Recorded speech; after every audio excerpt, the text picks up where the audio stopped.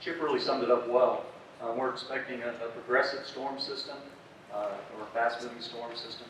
The main impacts are expected from early Sunday morning through early Monday morning, and it's pretty much a west to east stripe across the state. In the south, we're expecting kind of a mixed bag, some light freezing drizzle, and periods of light snow mixed in with generally an inch or less.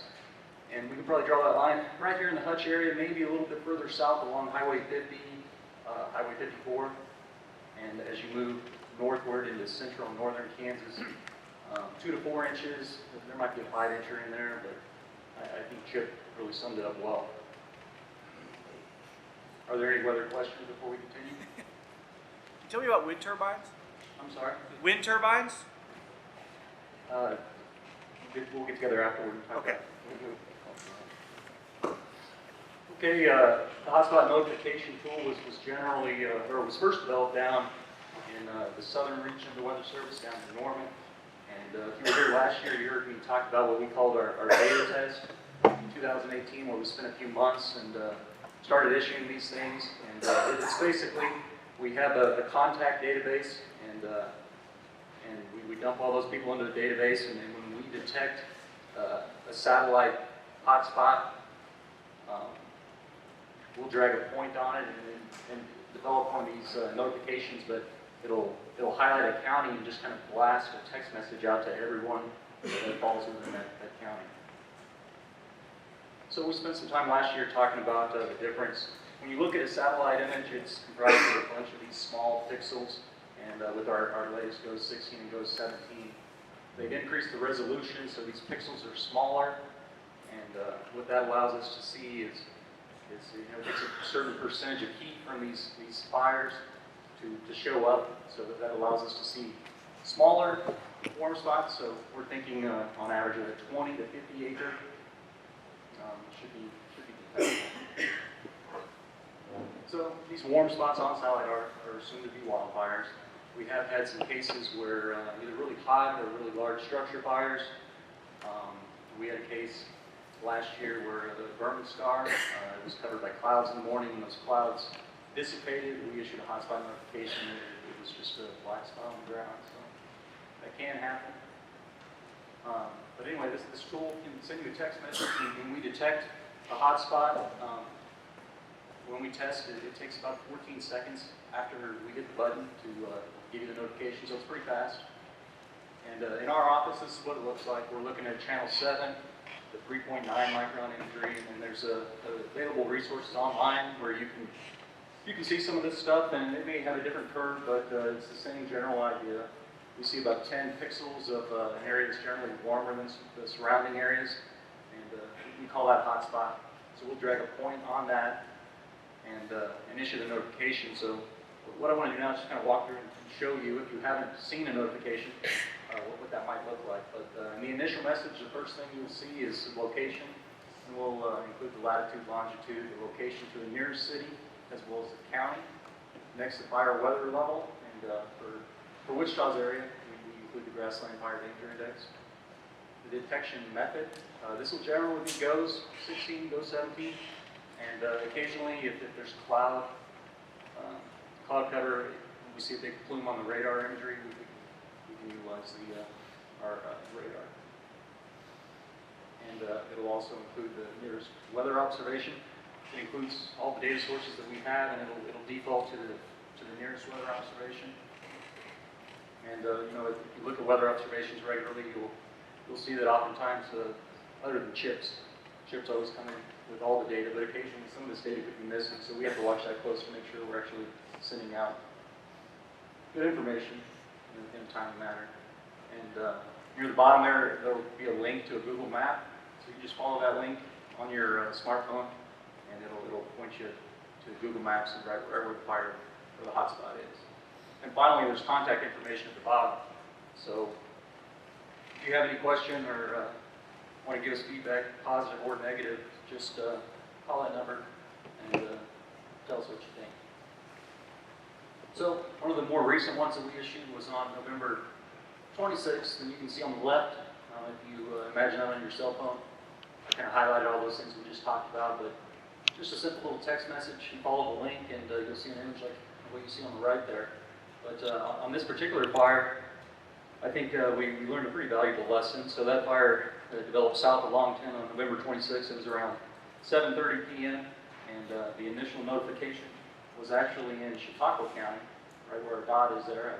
I highlighted the county line, and at the time, if you look at the observation there, this was the observation, the nearest observation, KOWP. I'm not sure where that is off the top of my head, but what stands out to me is the wind gust, 47 miles per hour, and it was from the southwest, so it's pushing that fire north and east.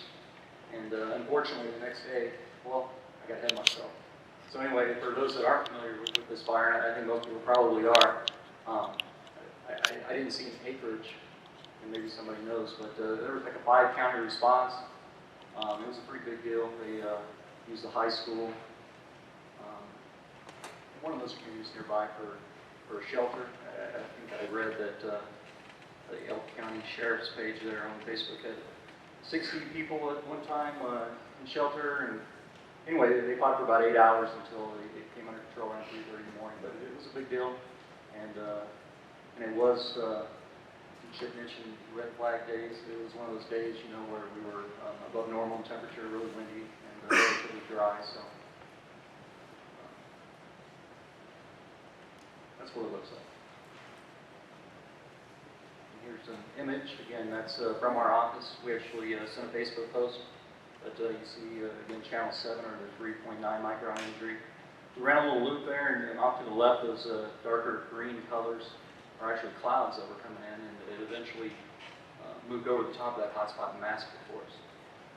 But thankfully, we were able to get the initial notification out. There were a couple additional fires further south, but some pretty neat imagery there on the left, taken during the overnight hours. Okay, there are some caveats. When you look across the state, you can expect a bare minimum of on those red flag days, those days where we're above normal in temperature, windy, and dry. We will dedicate a body across the state to monitoring for these hot spots. Like I mentioned earlier, we can't be certain that it's a fire when we see these hot spots. I've got an example there on the right with a little bit of high clouds. And even the cloud picture I have, it doesn't look like there are too many clouds in the sky, but that amount of cloud cover can have an impact on seeing these warm spots on satellite imagery. So there is a slight risk of a false alarm. We don't know if we don't always know if it's a prescribed burn. Oftentimes the county will call and let us know if we do issue one and they know about it. Okay, now some comparison. You know, in meteorology, we like to collect data on things so we know what to expect in the future, in the coming years. So we started hotspot notifications in 2018. The area outlined there is the 26 counties in our forecast area. But in 2018, February, March, and April, we issued 128 hotspot notifications. And for comparison, on the right, 2019, only 32. The column in the middle, those are red flag warnings. So if we issue a red flag warning, we count the counties. So if there's 9 counties one day, 9 counties the next day, that'd be 18 counties. So we just accumulate through the year. Last year, in 2018, we did 271. If you look at the last 10 years and just pull out an average, we typically expect that number to go about 185. And as you can see this year, under red flag warning, RFW there, we only had 8, and that was November 26th. So the one day this year that we actually issued a red flag warning. So if we do issue a red flag warning for a day, we call that a red flag day, and we count it. When you look back through time, on average, we issue 16 each year. And in 2018, we showed you with the fuels and windy and warm, we issued 21, so definitely above average. It was a busy year for us. But here in 2019, one day, and that was November 26th. So our typical spring, because we were so wet, didn't produce any red flag days. But the dots, I meant to say color, they match the yellow. So 2018 yellow dots represent hot spots in 2018, and the orange, which are kind of tough to see up there, represent 2019 32. Okay, our contact database. For typically, I think it's funneled through the emergency managers, usually fire chiefs and various other folks. But last year we had 105 contacts in our database, and we've seen a 70% increase. And currently, the database is at 178, and I expect to continue to see that to grow. Again, some more comparisons here. Looking at the monthly distribution, the blue color is 2018, and again, we only did it February through April, and we were so quiet this year in the spring, which is an anomaly, and it won't be that way next year, I don't think. But you can see we had a handful of hotspot notifications in March through November. But I mean, I think with time, what we'll see is that the number in March is going to be really high, similar to what we saw last year. Hourly distribution, when we go through the day, again, those labels are kind of tough to see, but what we're looking at here is the vast majority of these happen between 9 a.m. and 6 p.m. and what we call normal working hours, which is good because we usually have available bodies around, and we can dedicate a body to it to capture these hotspots. That's my last slide. Are there any questions?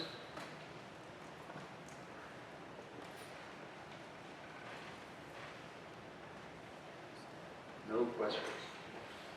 How do we sign up for that, or even confirm that we've been signed up for it? Generally, the requests are funneled through the emergency manager, and they contact us. What it requires is a telephone number, and then the provider, so we know how to send that text message. So, if you fight fires and are interested, just it's the route that we generally follow. Time for wind turbines? Yeah. Is there another question yet? It's very, very similar.